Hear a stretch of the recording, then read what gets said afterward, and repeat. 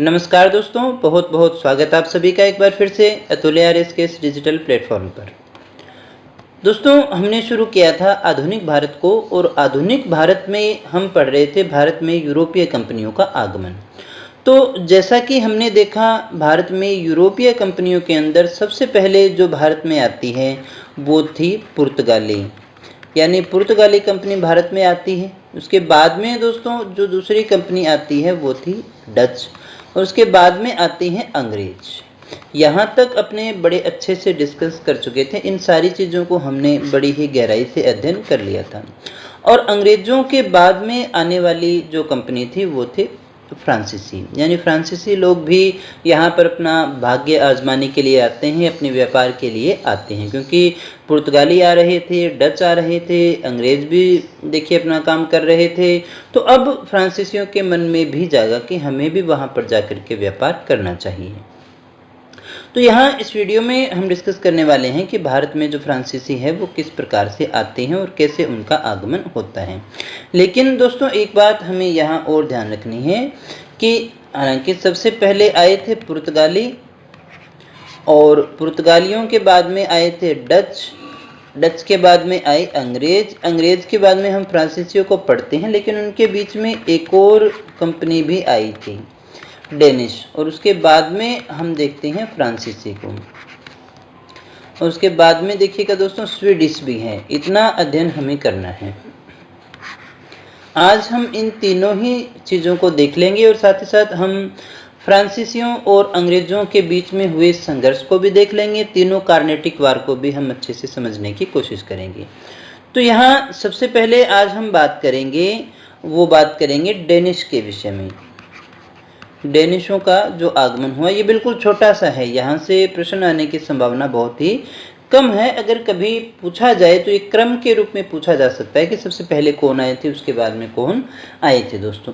तो यहाँ जो हमें याद रखना है सबसे पहली बात तो कि 1616 के अंदर जो है डेनिश ईस्ट इंडिया कंपनी की स्थापना हुई। ईस्ट इंडिया कंपनी की स्थापना,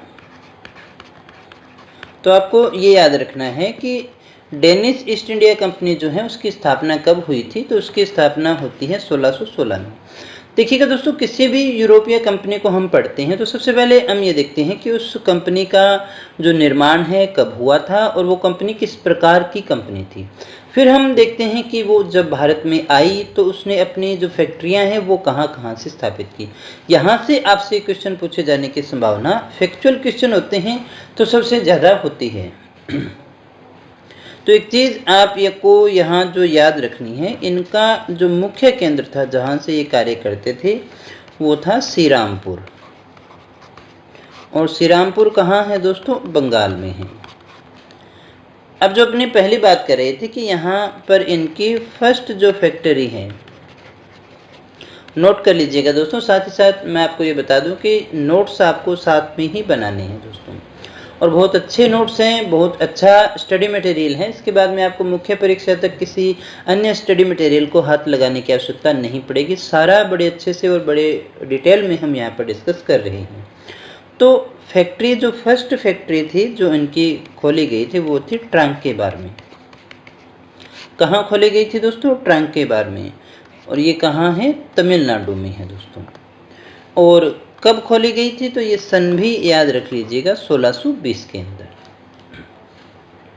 तो डेनिशों की पहली फैक्ट्री कहाँ बनी थी, ट्रांकेबार, तमिलनाडु में। कब बनी थी, 1620 के अंदर। अगर हम बात करें सेकेंड फैक्ट्री की, तो सेकेंड फैक्ट्री जो इनकी बनी थी वो बनी थी श्रीरामपुर, और श्रीरामपुर कहाँ है दोस्तों, ये बंगाल में था। कब बनी थी, तो ये याद रखिएगा 1676 के अंदर। तो बहुत ज़्यादा तो इसके विषय में नहीं आता क्योंकि इन्होंने बहुत ज़्यादा काम नहीं किया था।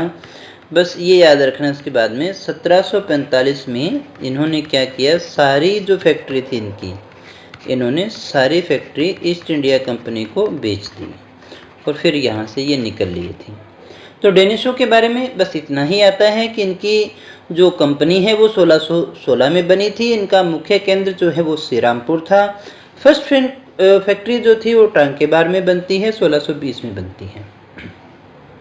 दूसरी फैक्ट्री जो है श्रीरामपुर बंगाल में बनती है, जो कि इनका मुख्य केंद्र भी रहा 1676 में। लेकिन 1745 तक आते आते ये अपनी सारी फैक्ट्रियां ईस्ट इंडिया कंपनी को बेच करके यहाँ से निकल लेते हैं। अब इसके बाद में दोस्तों आगे हम बात करेंगे फ्रांसीसियों के आगमन के विषय में। तो हेडिंग डाल लीजिएगा, फ्रांसीसियों का आगमन।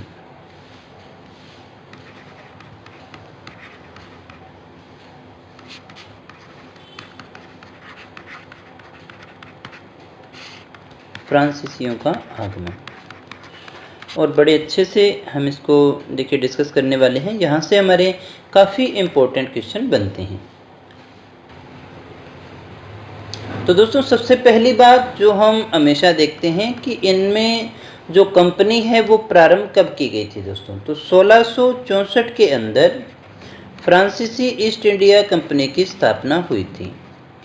फ्रांसीसी ईस्ट इंडिया कंपनी की स्थापना।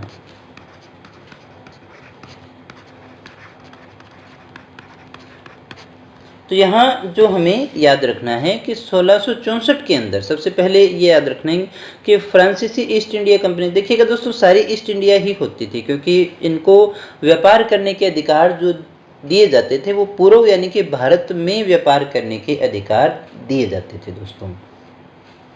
और यहाँ इस कंपनी का नाम क्या था दोस्तों, ये नाम भी कई बार पूछ लेता है, इसका पूरा नाम क्या था। तो ये याद रखिएगा, कंपनी देश इंड से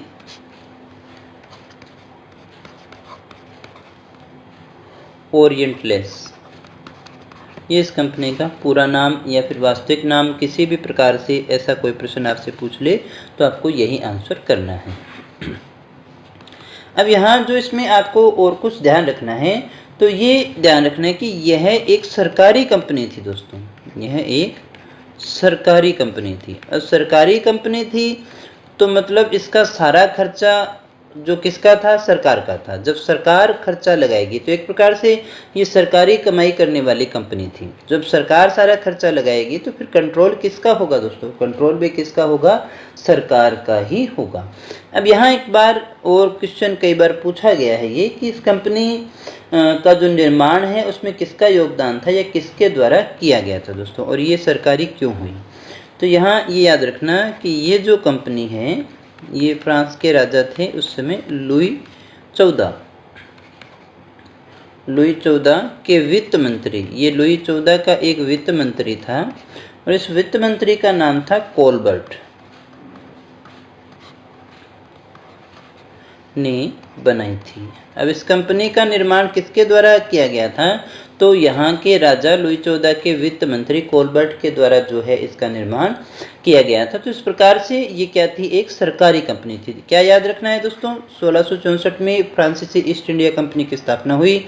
इसका पूरा नाम पूछे तो कंपनी देश इंड से ओरिएंटलेस था और यह अपने आप में एक सरकारी कंपनी थी। उस कंपनी का जो निर्माण है वो राजा लुई 14 के वित्त मंत्री कोलबर्ट के द्वारा किया गया था। ये यहाँ से क्वेश्चन कई बार आपसे पूछा गया है, ये चीज़ काफ़ी आपकी इम्पोर्टेंट है, याद रखिएगा इसको।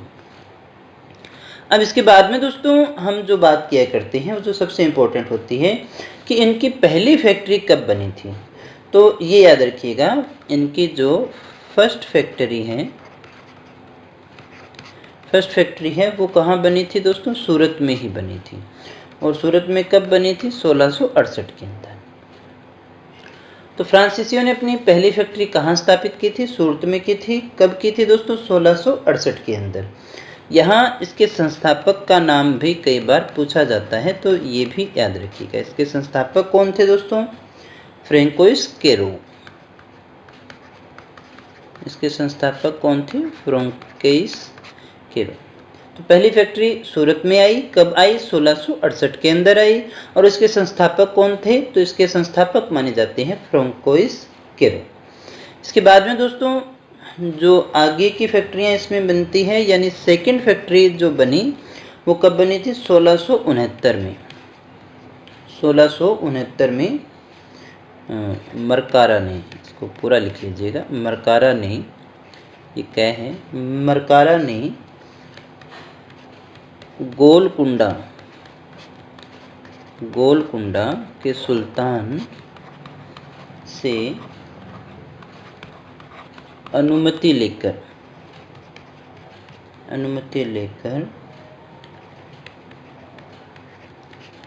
मसूलीपट्टनम फैक्ट्री स्थापित की। और यहाँ ये आपको याद रखना है, पहली फैक्ट्री ये थी, तो सेकंड फैक्ट्री कौन सी थी? ये थी।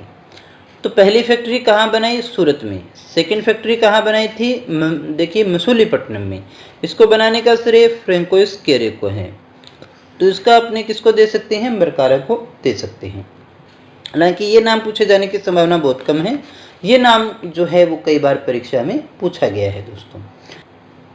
इसके बाद में दोस्तों थोड़ी हम बात कर लेते हैं पांडिचेरी के विषय में। तो हमें ये याद रखना है कि 1673 के अंदर फ्रैंको मार्टिन, ये नाम थोड़ा सा याद रखिएगा दोस्तों, फ्रैंको मार्टिन ने वलीकोंडपुरम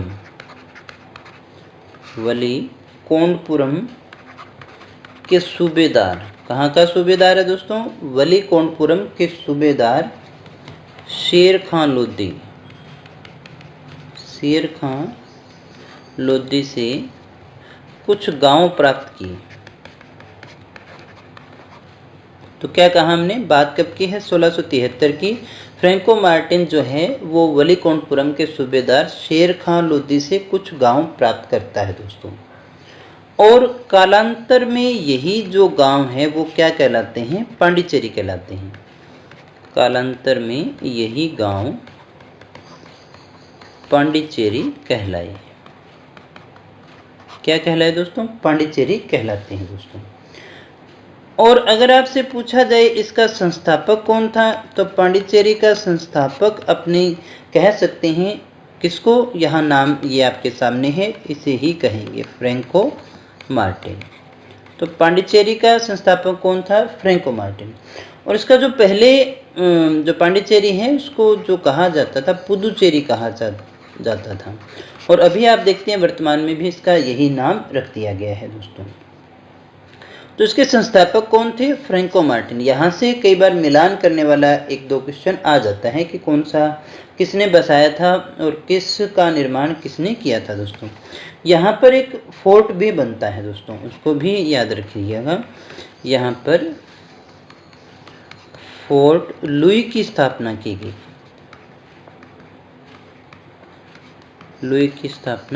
गई।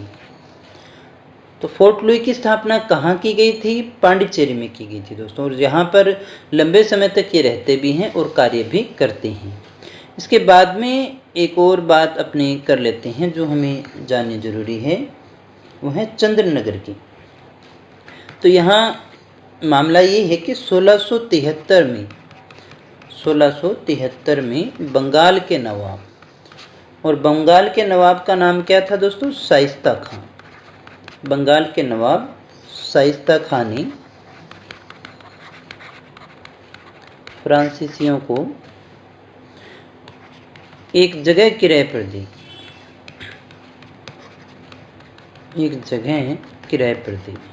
किसने दी दोस्तों? बंगाल के नवाब शाइस्ता खां जो हैं वो फ्रांसीसियों को एक जगह किराए पर देते हैं, और जहाँ पर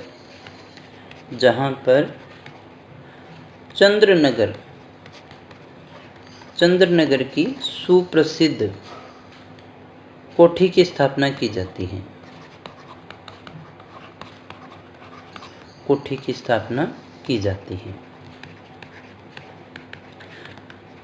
दोस्तों ये चीज़ें आराम से पढ़ने की है, क्योंकि ये जो टॉपिक है ना ये थोड़ा सा उलझा हुआ होता है और बहुत ही कम याद रह पाता है, क्योंकि इसमें नाम अलग है और एक प्रकार से एक दूसरे से सारी चीज़ें जुड़ी हुई हैं। तो एक क्रम के रूप में होता है, इसलिए थोड़ी सी समस्या होती है। तो इसको आप पढ़िएगा भी बिल्कुल आराम से, एक दो बार आप इसको पढ़ेंगे तो ये बड़ी आसानी से याद रह जाएगा, और अभी हो जाएगा तो फिर आप इसको हमेशा याद रख सकते हैं दोस्तों। अब यहाँ पर एक किला भी बना था, तो ये भी याद रखना है कि यहाँ का जो किला है वो फोर्ट आर्लियंस कहलाता है, आर्लियंस कहलाता है। तो कहाँ का फोर्ट आर्लियंस कहलाता है? चंद्रनगर का जो फोर्ट है वो आर्लियंस कहलाता है दोस्तों। यहाँ पर फैक्ट्री की स्थापना भी की जाती है।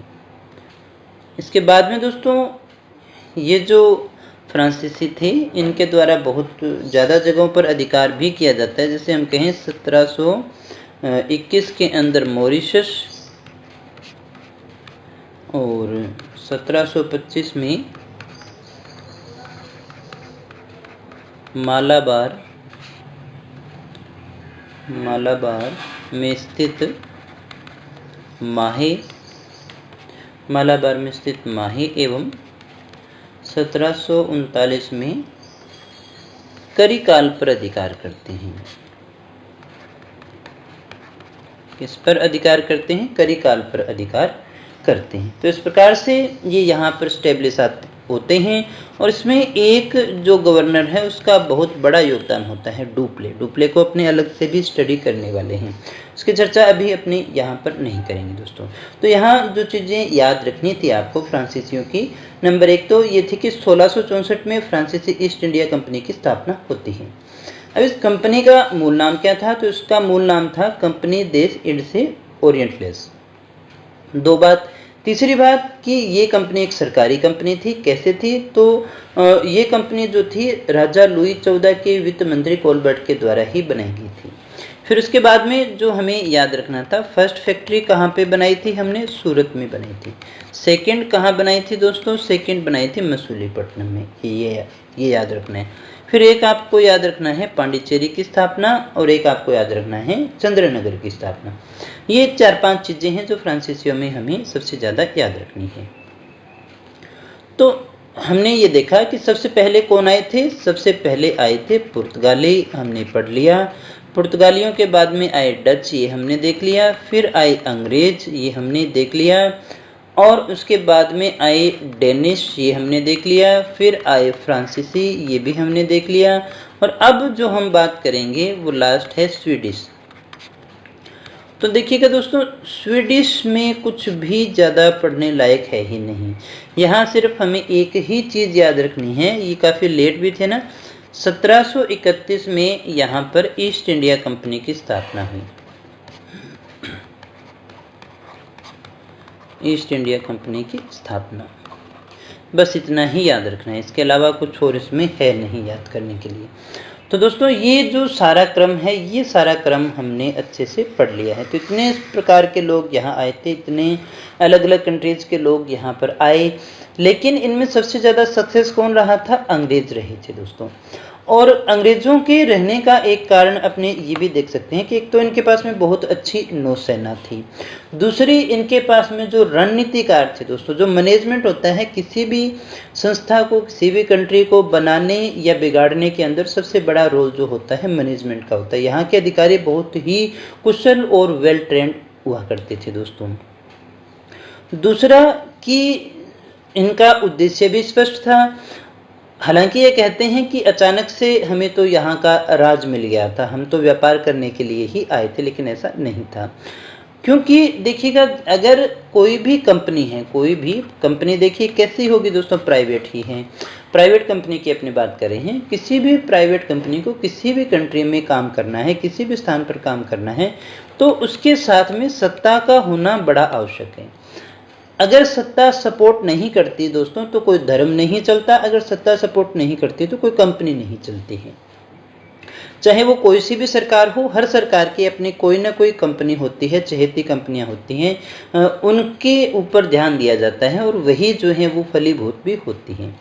तो सत्ता से जुड़ाव होना बहुत ज़रूरी होता है। तो बाकियों का नहीं हो पाया, लेकिन अंग्रेज जो थे इन्होंने सत्ता के साथ में गठजोड़ किया, धीरे धीरे सत्ता की तरफ बढ़े और इसीलिए इनकी जो कंपनी है वो सबसे ज़्यादा स्टेब्लिश होती है। और देखते हैं कि हम धीरे धीरे न केवल इन कंपनियों को यहाँ से भगा देती है, यानी इन सभी का वो समापन करके खुद स्टेब्लिश हो जाती है, बल्कि यहाँ के जो शासक हैं, वो शासक हैं उन पे भी धीरे धीरे कब्जा करती है और एक प्रकार से पूरे के पूरे भारत के ऊपर ये अपना कब्जा, अपना अधिकार जमा लेती है और उसे उपनिवेश का रूप दे देती है। तो ये जो अंग्रेज थे, इन अंग्रेजों का अपने सबसे पहले या फिर सबसे महत्वपूर्ण संघर्ष इनमें से अगर माने तो वो किसके साथ में हुआ? फ्रांसीसियों के साथ में। इसको भी अपने थोड़ा सा देख लेते हैं क्योंकि यहाँ से भी आपके प्रश्न उठते हैं। तो हेडिंग डाल लीजिएगा अंग्रेज फ्रांसीसी संघर्ष। यहाँ से भी प्रश्न आता है और मैं आपको दोस्तों वही चीज़ें करवा रहा हूँ जो परीक्षा की दृष्टि से इम्पोर्टेंट है, लाइन टू लाइन है और फैक्ट भी हैं और जो कंसेप्ट हैं उन सभी चीज़ों को अपने देख रहे हैं। तो यहाँ देखिएगा अंग्रेज और फ्रांसीसियों के बीच में 3 युद्ध हुए थे। कितने युद्ध हुए? 3 युद्ध हुए और इन युद्धों को हम क्या कहते हैं दोस्तों? कर्नाटक युद्ध के नाम से जानते हैं। किस युद्ध के नाम से जानते हैं? कर्नाटक युद्ध के नाम से जानते हैं। तो कर्नाटक जो उस समय था वो तमिलनाडु में एक रियासत हुआ करती थी और इसकी जो राजधानी हुआ करती थी वो हुआ करती थी दोस्तों अर्काट। तो किस युद्ध की बात हम करने जा रहे हैं अभी? इन तीनों युद्धों को अगर हम देख लेंगे तो अंग्रेज फ्रांसीसी संघर्ष जो है वो हमारे समझ में आ जाएगा। तो यहाँ सबसे पहले जो हम डिस्कस करने जा रहे हैं वो है हमारा प्रथम कर्नाटक युद्ध। फर्स्ट कार्नेटिक वार को अपने डिस्कस करने जा रहे हैं। तो ये 1746 से लेकर के 48 तक का टाइम पीरियड अपने इसका मानते हैं। अब यहाँ सबसे पहले हम देखेंगे कि इसका कारण क्या था। तो देखिएगा फ्रांस और ब्रिटेन का जो संघर्ष है वो यूरोप में भी चल रहा था और उसी की परछाई जो है वो हमें यहाँ पर दिखाई देगी। यानी यूरोप में दोनों शक्तियां लड़ रही हैं तो जहाँ जहाँ इनके उपनिवेश है, जहाँ जहाँ पर इनकी कंपनियां या जहाँ पर इनके लोग रहते हैं तो फिर ये भी आपस में लड़ा करते थे। भारत में थे तो भारत में इनके संघर्ष को हम 3 कार्नेटिक वार के रूप में देखते हैं, जिसमें से प्रथम कर्नाटक युद्ध का अपने डिस्कशन कर रही हैं दोस्तों। तो यहाँ जो फर्स्ट कार्नेटिक वार थी उसमें आपको इतना ही याद रखना है कि इसका जो कारण था वो था ऑस्ट्रिया का उत्तराधिकार। ऑस्ट्रिया के उत्तराधिकार को लेकर के इनका संघर्ष चल रहा था। ज़्यादा गहराई में हमें यहाँ जाने की आवश्यकता नहीं है, पॉइंट टू पॉइंट अपने रहते हैं। तो आपको सिर्फ ये कारण याद रखना है। ये फर्स्ट कार्नेटिक वार जो हुई थी वो किसके लिए हुई थी? वो हुई थी ऑस्ट्रिया के ऊपर उत्तराधिकार को लेकर। वहाँ लड़ रहे थे, इसलिए यहाँ भी लड़ना क्या था? जरूरी था दोस्तों। अब इसमें जो पहली घटना होती है वो ये याद रखिएगा कि अंग्रेजी कप्तान थे वारनेट। ये क्या करते हैं? फ्रांसीसियों के जहाज पकड़ लेते हैं दोस्तों। फ्रांसीसियों के जहाज पकड़ लिए।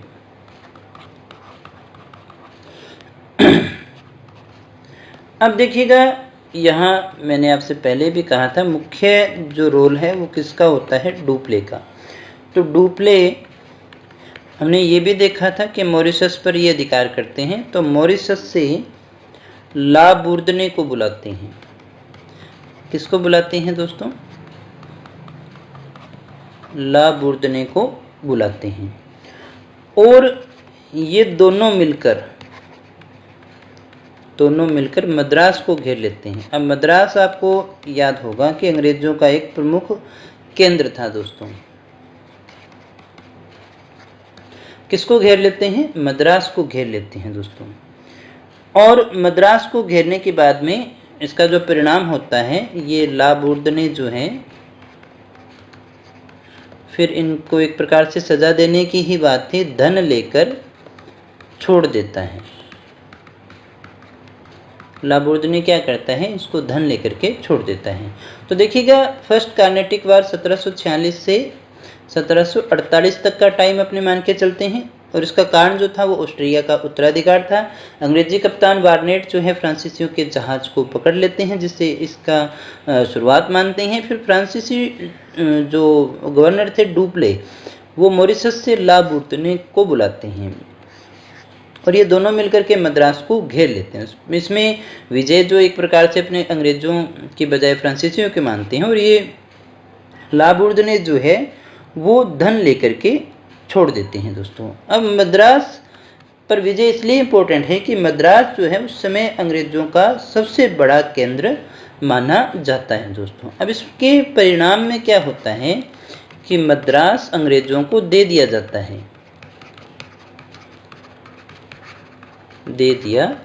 है, मद्रास तो अंग्रेजों को दे दिया जाता है, लेकिन डुप्ले जो है वो इस पर पुनः अधिकार कर लेता है,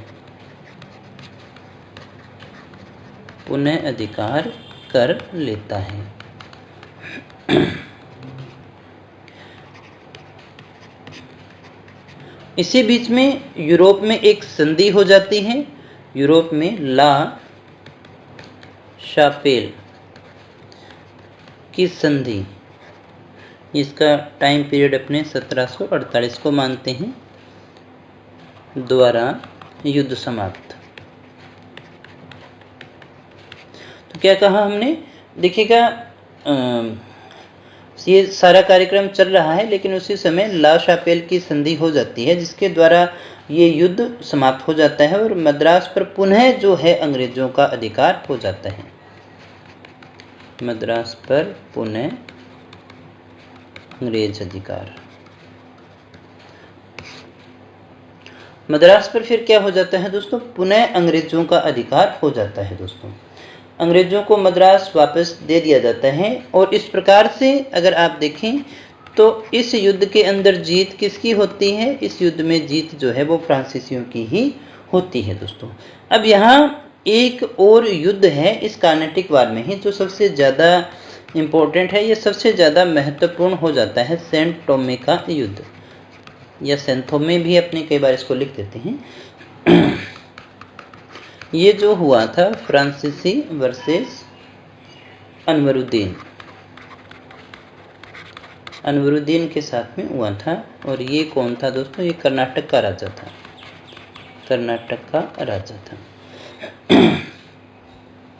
फ्रांसीसियों का सेनापति अगर अपने बात करें तो पैराडाइज था।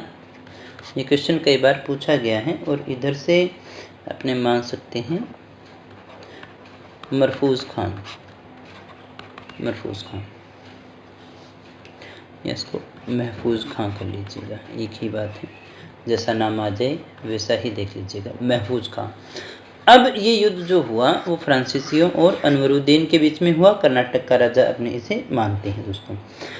अब इसमें जो जीत है वो किसकी हुई थी, फ्रांसीसी इसमें जीत गए थे, लेकिन ये चर्चा में इसलिए माना जाता है कि इसकी जो सेना थी वो 10,000 की सेना थी, इनके पास में एक बहुत ही छोटी सी सेना थी और इस छोटी सी सेना से इस युद्ध को ये जीत लेते हैं फ्रांसीसी। और इसकी वजह से ये मानते हैं कि भारतीय सेना की जो वो पोल है वो खुल जाती है, यानी इन राजाओं की जो सेना हुआ करती थी उस समय उनके पोल खुल जाती है, क्योंकि यहाँ हमें ये देखने को मिलता है कि ये यूरोपियन जो सेनाएं हुआ करती थी वो कितनी वेल ट्रेंड हुआ करती थी, किस प्रकार से रणनीति से काम में लिया करती थी, इसलिए ये चर्चा में रह जाता है, क्योंकि फ्रांसीसी एक छोटी सी सेना से जो है 10,000 की सेना को हरा देते हैं। तो दोस्तों ये था फर्स्ट कार्नेटिक वार। दूसरे कर्नाटक युद्ध की अब अपने बात कर लेते हैं, दूसरा कर्नाटक युद्ध। और ये जो दूसरा कर्नाटक युद्ध हुआ था ये हुआ था 1749 से लेकर के 54 तक का टाइम अपने मानते हैं। कई जगह हो सकता है 55 भी लिखा हुआ आ जाए, लेकिन ऐसा समय कभी पूछना तो है नहीं, ये एक आउटलाइन के रूप में आपको इसको याद रखना है। अब इसका जो कारण था, इसका कारण हुआ करता था भारतीय रियासतों का आंतरिक संघर्ष, भारतीय रियासतों का आंतरिक संघर्ष है, जिनमें ये हस्तक्षेप करते हैं और अपने अपने पक्ष के साथ में मिलकर के सहयोग के लिए ये लड़ाई करते हैं। जैसे आप इसको दो प्रकार से देख सकते हैं, एक तो है कर्नाटक और एक आपके पास में है हैदराबाद। तो कर्नाटक में तो था अनवरुद्दीन और हैदराबाद की अगर अपने बात करें तो ये था नासिर खान। सेंट टोमे का युद्ध अभी हमने देखा भी था, अनवरुद्दीन जो है वो हार गया था ना, नासिर खान। और इधर आप देखिएगा चंदा साहब थे, चंदा साहब, और यहाँ था मुजफ्फर जंग, मुजफ्फर जंग। तो इनका जो सहयोग कर रहे थे वो कर रहे थे अंग्रेज, और इनका जो सहयोग कर रहे थे वो कर रहे थे फ्रांसीसी। तो इस प्रकार से भारतीय रियासतों का एक आंतरिक संघर्ष था, जिसके कारण ये जो है वो दूसरा कार्नेटिक वार जो है जाना जाता है। अब यहाँ इसमें जो सबसे पहली घटना होती है या फिर पहला संघर्ष होता है वो है अंबूर का युद्ध। हेडिंग डाल लीजिएगा, अंबूर का युद्ध। ये हुआ था 1749 के अंदर, और ये है कहाँ? ये वेल्लोर के समीप है दोस्तों। अंबूर कहाँ है? वेल्लोर के समीप है। अब इसमें क्या होता है कि फ्रांसीसी चंदा साहब,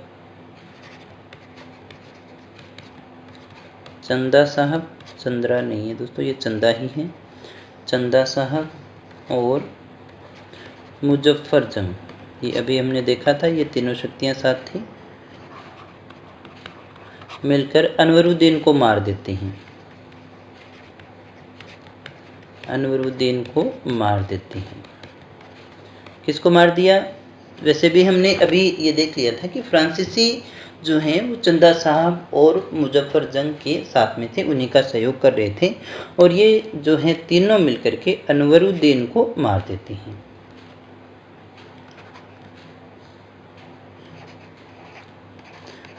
मुजफ्फर जंग जीता कौन? मुजफ्फर जंग है यहाँ पे। मुजफ्फर जंग जो कि क्या बनता है? दक्कन का सूबेदार बनता है, दक्कन का सूबेदार बनता है।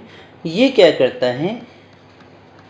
ये डुप्ले को कृष्णा नदी के दक्षिण का भाग देता है, कृष्णा नदी के दक्षिण का भाग देता है।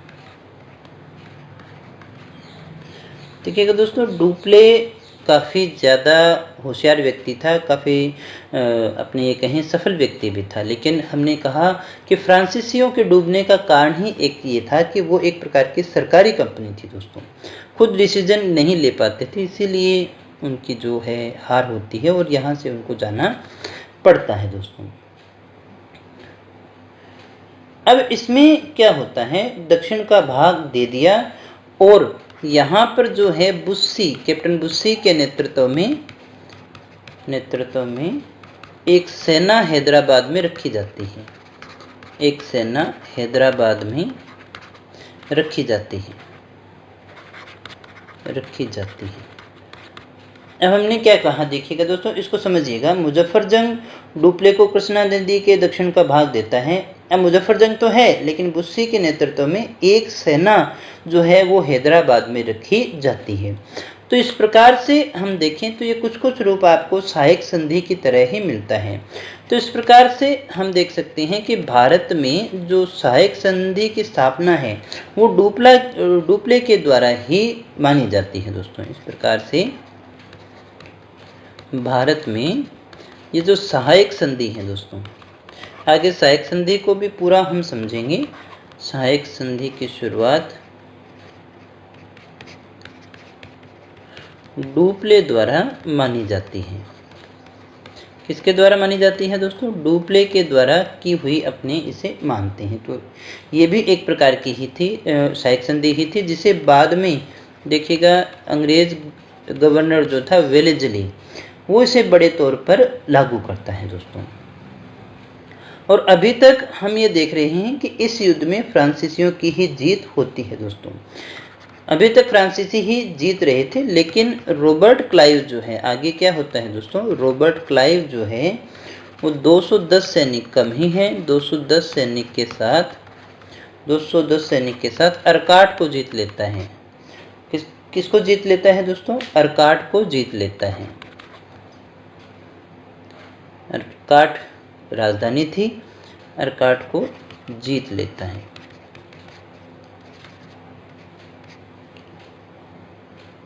और इसके बाद क्या होता है? फ्रांसीसी हारने लगते हैं। अब फ्रांसीसी जो हैं वो हारने लगते हैं।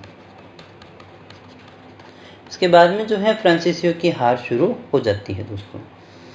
फिर डुप्ले अपना काम ठीक कर रहा था, लेकिन अभी हमने कहा सरकारी कंपनी थी, तो इसलिए जो क्या किया जाता है, डुप्ले को यहाँ से हटा दिया जाता है। डुप्ले को हटाकर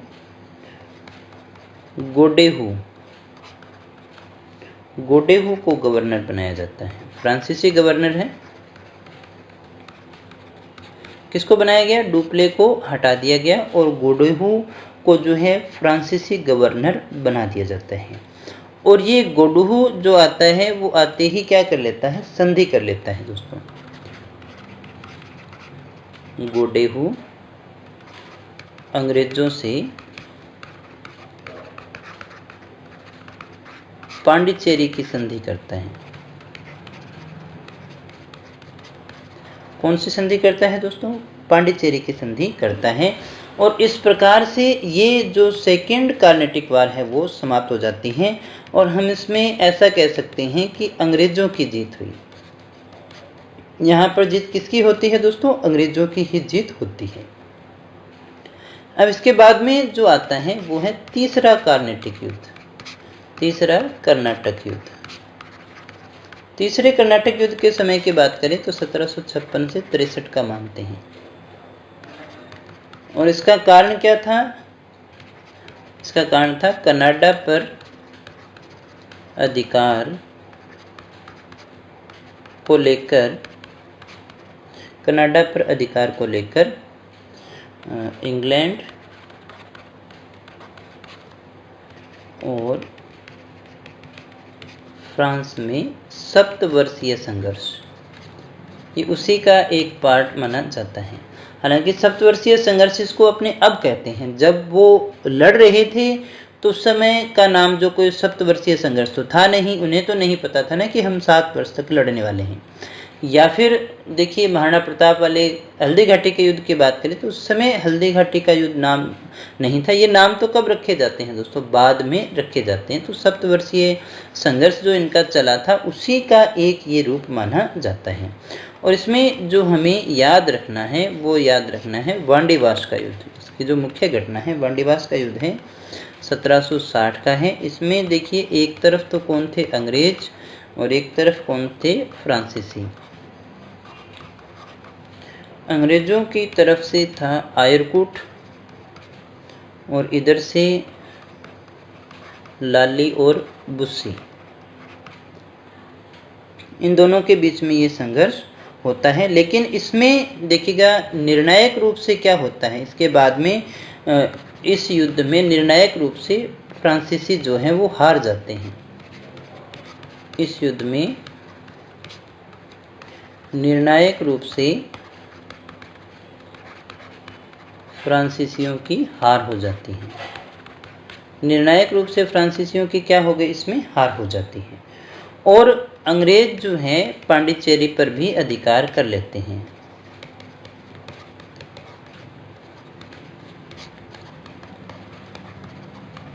अंग्रेजों के द्वारा क्या किया जाता है? पांडिचेरी पर भी अधिकार कर लिया जाता है। कब किया जाता है? तो 16 जनवरी 1761 की डेट आप याद रख सकते हैं दोस्तों।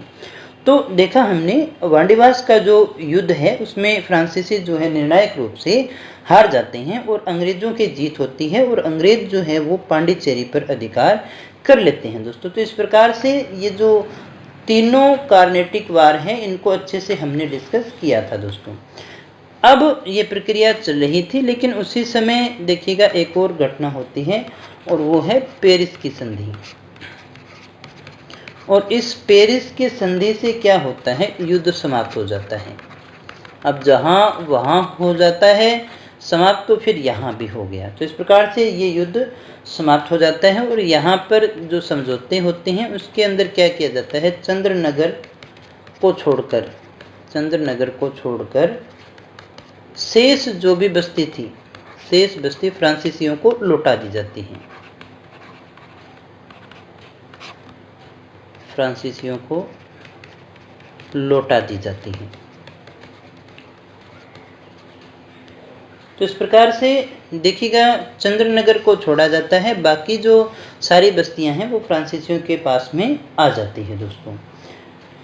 तो ये इस प्रकार से जो कार्नेटिक वार है, कर्नाटक युद्ध है, इनका देखिएगा जो कालक्रम था, सारी चीज़ें हमने अच्छे से डिस्कस की थी दोस्तों। एक चीज़ और याद रख सकते हैं आप, पांडिचेरी के पास फोर्ट सेंट डेविड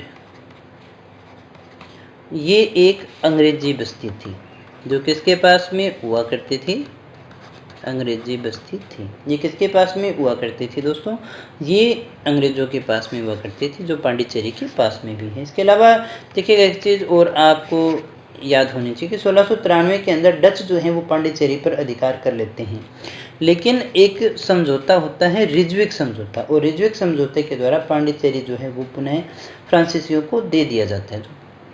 पांडिचेरी के साथ में फ्रांसीसियों का बहुत ही गहरा संबंध है दोस्तों। तो इस प्रकार से हमने देखा कि किस प्रकार जो यूरोपीय कंपनियां भारत में आती हैं, फिर उनके बीच में एक संघर्ष भी हमने देखा। जो अंग्रेज और फ्रांसीसी युद्ध सबसे ज़्यादा इंपॉर्टेंट है, तीनों कार्नेटिक युद्ध हमने देख लिए। इस प्रकार से ये वाला जो चैप्टर है हमारा समाप्त होता है। इसके बाद में हम बात करेंगे दोस्तों जो हमारा मोस्ट इम्पोर्टेंट या फिर अगला जो हमारा टॉपिक रह जाता है, उत्तरवर्ती मुगल सम्राट। उत्तरवर्ती मुगल सम्राट इसको अपने नेक्स्ट क्लास में डिस्कस करने वाले हैं दोस्तों। तो दोस्तों ये थी हमारी आज की क्लास। उम्मीद करता हूँ आपने काफ़ी कुछ सीखा होगा। और दोस्तों सारे नोट्स जो हैं वो काफ़ी ज़्यादा इम्पोर्टेंट है, तो आप इनको साथ ही साथ प्रिपेयर करते रहना। बहुत लंबे समय तक ये आपके काम आने वाले हैं, जब तक आप मुख्य परीक्षा को दे करके आप जो हैं RAS के पद पर चयनित नहीं हो जाते हैं दोस्तों। तो दोस्तों इसके अलावा अगर आप हमारी टेस्ट सीरीज़ को ज्वाइन करना चाहते हैं जो कि साप्ताहिक है, उसमें आपको एक टाइम शेड्यूल दिया गया है, उस शेड्यूल के अकॉर्डिंग आप तैयारी कर सकते हैं और जो वीकली टेस्ट हैं वो आप दे सकते हैं दोस्तों। PDF, करंट अफेयर्स और मॉक टेस्ट ये सारी सुविधाएं अपने यहाँ नहीं दे सकते हैं यूट्यूब के प्लेटफॉर्म पर, इसलिए ये आपको एंड्रॉयड एप्लीकेशन पे मिलती है। प्ले स्टोर में आपको 2 एंड्रॉयड एप्लीकेशन हमारी मिलने वाली है, एक अतुल्य RS के नाम से है और एक राकेश सर के नाम से है। टेलीग्राम चैनल का लिंक भी आपको डिस्क्रिप्शन में मिलेगा, सूचनाओं के लिए उससे जुड़ना भी जरूरी है। सारे इंपॉर्टेंट लिंक आपको डिस्क्रिप्शन में दे दिए गए हैं, वहां से आप इनको ज्वाइन कर सकते हैं। तो दोस्तों मिलते हैं नेक्स्ट क्लास में, तब तक यूं ही बने रहें हमारे साथ। Thank you very much.